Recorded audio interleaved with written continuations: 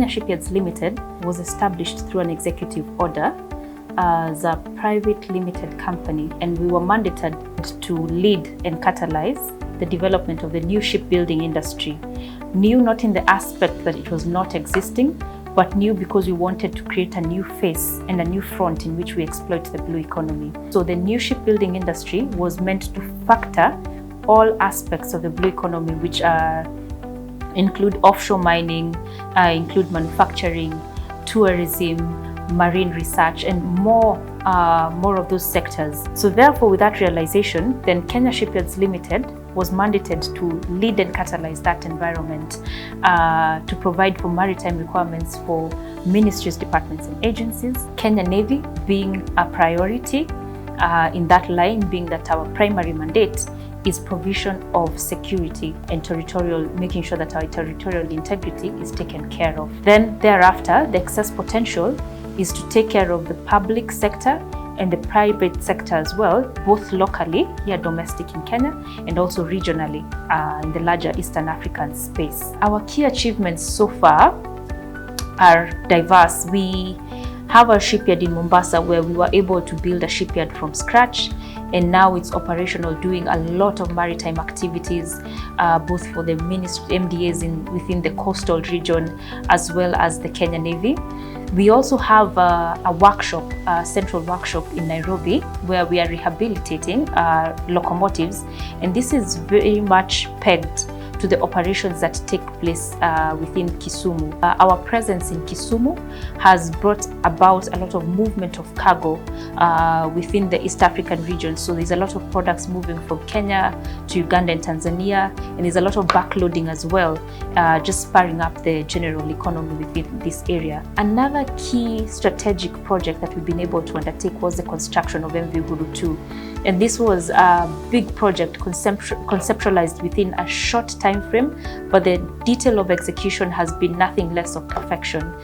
Huru 2 construction started by architectural duties. The architects came together and came up with the design. Thereafter, the materials were shipped, and then we introduced welding, joining pieces together and building sections, up to the point that we had to bring them together and form one unit. So in the process, we moved the sections from the quayside into the dry dock to join them and have a complete vessel.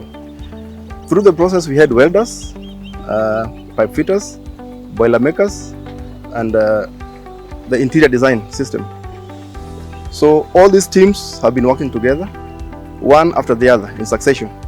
So after welding, we introduced the pipe fitting and the piping system on board the ship, firefighting system, and all the emergency and safety systems. Thereafter, we did the painting on the hull, the inner side, before we could do the cladding and electrical works. So after that, we did the air conditioning system. We brought in the engines and installed them, navigational aids, communication system, and thereafter the ship was moved from the dry dock and for sea trials. The process took roughly around 2 years, 2.5 years thereabout, and the product that we did is actually the Huru 2. Hapa hii kazi imenisaidia sana. Kwanza kimasomo kwanza. Kwa sababu kutoka through being from a helper to a welder, hiyo ni benefit sana. Kwa sababu imenifanya paka nimefanya mambo zangu nyumbani. Sikuwa na nyumba nyumbani. Through hii kazi hapa tumejenga nyumbani. Ship construction, or rather the operations and mandate of shipbuilding, are not an isolated item. They are basically it is basically an industry that exists in an ecosystem. The operations that we conduct are supported by ancillary industries, which are by and large lacking within Kenya. We're looking at things like marine grade steel plates, which are not available in the market. Some of the communication and navigational systems, they're all imported from abroad and all just fitted or assembled here in Kenya. So with the presence of a shipyard, then we look to have a space or special economic zones that would then attract for the setup of those companies within the Kenyan space, and this will go a long way in cutting a lot of shipping costs that we have to incur when we have to order for materials. It will also cut largely the lead time, which is usually passed on to the project when we have to wait for materials to come into the country. And the setup of these industries within the country will also provide a lot of job opportunities for the locals and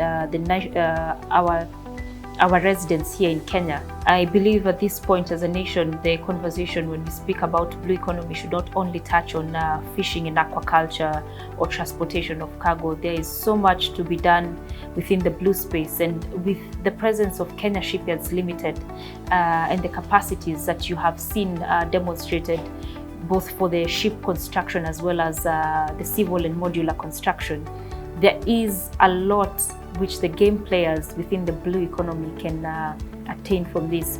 And with the government supports that we are receiving, I believe that Kenya will set a footprint within the global maritime space in terms of shipbuilding and ship construction.